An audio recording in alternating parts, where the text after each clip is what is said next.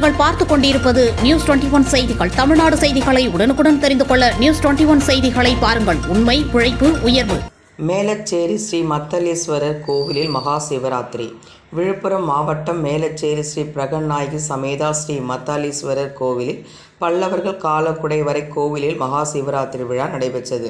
இதில் 4 கால பூஜைகள் நடைபெற்றது. ஸ்ரீ மத்தளேஸ்வரருக்கு சிறப்பு அபிஷேகம், அலங்காரம் செய்து சாமி தரிசனம் செய்தனர்.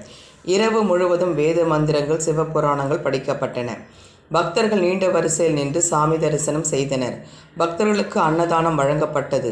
நியூஸ் 21 செய்திகளுக்காக விழுப்புரம் மாவட்ட செய்தியாளர் அருண் பிரகாஷ். 6 கால பூஜை நடைபெறுது. சுற்று பக்கத்தில் கிராமத்துலேருந்து எல்லா மக்களும் பக்தர்கள்லாம் நிறைய பேர் வராங்க. வர பக்கத்தில் எல்லாருக்குமே உட்கார வச்சு வடை பாயாசத்தோட உணவு உபசரிப்பு நடைபெறுது.